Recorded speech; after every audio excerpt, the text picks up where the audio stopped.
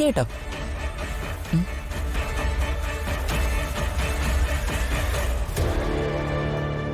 ദേ പ്രതാപം വരുന്നു. നീ അവനെ തോൽപ്പിക്കാൻ ചെയ്ത ചതി അത് ഞാൻ അവനോട് പറയട്ടെ? അരുത്, അത് പറയരുത്. അപ്പോ ഇത് ഞാൻ അവനോട് പറയാതിരിക്കണമെങ്കിൽ ഞാൻ ചിലത് നിങ്ങളോട് പറയും. നീയൊക്കെ അതനുസരിക്കണം. ഞാൻ അനുസരിപ്പിക്കും. എന്താ 3 കൂടി ഇലക്ഷൻ ചർച്ചയാണോ? അതല്ലാതെ നമുക്കിപ്പോ എന്ത് വിഷയ സംസാരിക്കാനുള്ളത് പ്രതാപ? ആ റിസൾട്ട് ഒന്ന് വരുന്നത് വരെ ഒരു സമാധാനവും ഇല്ല. എന്തിനാ സമാധാനക്കേട്? എന്തായാലും ആരെങ്കിലും ഒരു കൂട്ടർ ജയിക്കും, അല്ലേ രാജു? ഞാനൊന്ന് പാർട്ടി ഓഫീസറെ പോയിട്ടാ.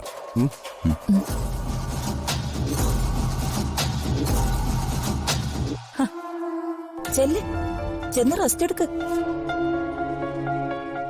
എന്തായാലും നാളെ റിസൾട്ട് വരുന്നത് വരെ ഈ മുഖയെ അതങ്ങ് ചിരിച്ചോണ്ടിരിക്കട്ടെ. കരച്ചിലേ നമുക്ക് നാളെ മുതൽ മതി. ചെല്ല്. സത്യം പറഞ്ഞാലേ ഈ രാത്രി വലിയ ടെൻഷൻ പിടിച്ച രാത്രി ആവേണ്ടതായിരുന്നു. ഇതിപ്പോ വലിയ സന്തോഷമുള്ള രാത്രിയാ. എടാ, ആ അനന്തംപിള്ളയുടെ ബുദ്ധിയെ അപാരം തന്നെ. അവളെ കെണിയിൽ അകപ്പെടുത്തി റിസൾട്ട് മുഴുവൻ നമുക്ക് അനുകൂലമാക്കിയില്ലേ? അങ്കിളൊരു ഭയങ്കരം തന്നെയാ. ഇവിടെ പൊടിയാടി എന്നൊരു ശിങ്കിടിയുണ്ട്. അവൻ അങ്കിളിനെ വിളിക്കുന്നതേ പടയപ്പാന്നാ. ഓ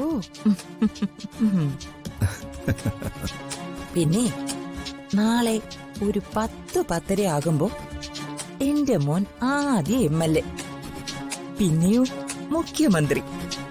ഈ വെള്ളിയാഴ്ച തന്നെ മന്ത്രിയായി സത്യപ്രതിജ്ഞ ചെയ്ത് അധികാരത്തിൽ ഏറണമെന്നാ അങ്കിള് പറയുന്നത്.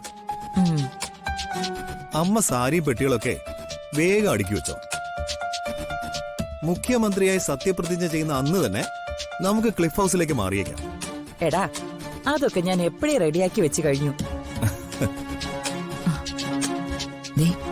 ഓമനത്തിങ്കൾ കിടാവും അവളുടെ തന്തപ്പടി കൂടി വരുന്നുണ്ട്. നീയേ ഒരു 2 അടിച്ച് കിടന്നുറങ്ങിക്കോടാ. ഞാനിപ്പോ തന്നെ 4 കഴിഞ്ഞു. ശരി.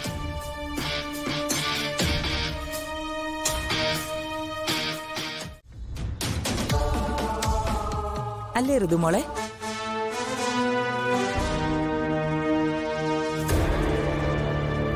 അതെ, ഋതുമോളുടെ കയ്യിലായിരുന്നല്ലോ ഈ മുന്നണിയുടെ ചുക്കാൻ. അത് തന്നെയാ ഇവൾക്ക് ഈ ടെൻഷനാണ്. ടെൻഷന്റെ കാരണമേ വേറെയാ. എന്ത് കാരണം? അതിപ്പോ മുന്നണി ജയിച്ചു കഴിഞ്ഞാ പിന്നെ മന്ത്രിസഭ രൂപീകരിക്കണ്ടേ? ആരെയൊക്കെ മന്ത്രിയാക്കണം എന്ന കാര്യം ഓർത്ത ഋതികയ്ക്ക് ഈ ടെൻഷൻ. അല്ലേ അല്ലേ ഋതുമോളെ? അതോ ഇനി വേറെ എന്തെങ്കിലും ടെൻഷനുണ്ടോ? ഇലക്ഷനല്ലേ, ജനം എങ്ങനെയാ ആർക്കൊക്കെയാ വോട്ട് ചെയ്യുന്നെന്ന് ദൈവത്തിന് മാത്രം അറിയാം. അതുകൊണ്ട് എനിക്ക് നല്ല ടെൻഷനുണ്ട്. പക്ഷേ ചേച്ചിക്ക് നല്ല കോൺഫിഡൻസാ. കൂളായിട്ടല്ലേ നിൽക്കുന്നത്. എനിക്ക് കോൺഫിഡൻസ് തന്നെയാ പ്രതാപ. ഈ ഇലക്ഷനെ വിജയം എനിക്കാ. അല്ല, നമുക്ക് അനുകൂലമായിരിക്കും. ചേച്ചിയുടെ അനുഗ്രഹവും പ്രാർത്ഥനയോ എന്റെ എല്ലാ ഐശ്വര്യത്തിനും കാരണം. ഏയ്, ടെൻഷനോ എന്തിന്?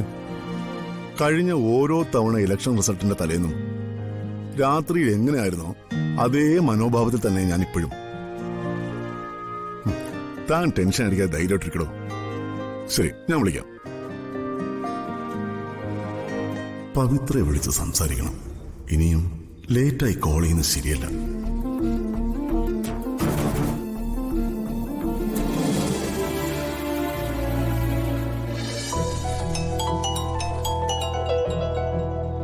ചേച്ചി, ചേച്ചി.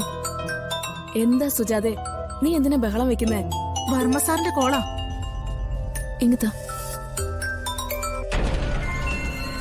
വർമ്മ സാർ. ആ പവിത്ര, എന്തെങ്കിലും തിരക്കിലായിരുന്നോ? അല്ല സർ, പറഞ്ഞോളൂ.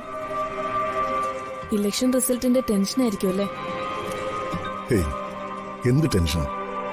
ഈ ചോദ്യം ശരിക്കും കുറഞ്ഞൊരു 100 തവണയെങ്കിലും ഞാനിന്ന് കേട്ടതാ. എന്നിട്ട് അവരോടൊക്കെ സാർ എന്ത് മറുപടിയാ പറഞ്ഞ? വർഷങ്ങളായിട്ട് പറഞ്ഞുകൊണ്ടിരിക്കുന്ന മറുപടി തന്നെ. ഇലക്ഷൻ ഡിക്ലെയർ ചെയ്തതിനു ശേഷമുള്ള ഇലക്ഷൻ വർക്കിലല്ല, അതിനു മുമ്പേ ഉള്ള സ്ഥാനാർത്ഥിയുടെ പ്രവൃത്തിയിലാണ് റിസൾട്ടിന്റെ ഭാവി. ഇതിന്റെ ഗുരുനാഥൻ എന്നെ പഠിപ്പിച്ച പാഠമാ. കൊള്ളാം. അപ്പൊ വർമ്മ സാറ് വലിയ കോൺഫിഡന്റ് ആണല്ലേ? അതെ, കോൺഫിഡന്റ് ആണ്. ഞാൻ പറഞ്ഞില്ലേ, ഒരുപാട് ആളുകളുടെ അനുഗ്രഹവും പ്രാർത്ഥനയും വർമ്മ സാറിനുണ്ട്. നാളെ വർമ്മ സാറിന്റെ ദിവസം. നമ്മൾ തമ്മിൽ കാണാൻ പോകുന്ന ദിവസം അകലെയല്ല സിസ്റ്റർ പവിത്ര. എനിക്ക് മനസ്സിലായില്ല. ഇലക്ഷൻ റിസൾട്ടിന് ശേഷം ചില പുതിയ തീരുമാനങ്ങൾ എടുക്കാൻ ഞാൻ ആഗ്രഹിക്കുന്നു. ആ സമയത്ത് സിസ്റ്റർ പവിത്രയുടെ സാമീപ്യം ഞാൻ എന്റെയും എന്റെ കുടുംബത്തോടും ഒപ്പം പ്രതീക്ഷിക്കുന്നു. ഡേറ്റ് ഞാൻ അറിയിക്കാം. പവിത്ര എത്തണം. സാർ, അത് എന്ത് തിരക്കാണെങ്കിലും പവിത്ര എത്തിയിരിക്കണം. അപ്പൊ ഗുഡ് നൈറ്റ്.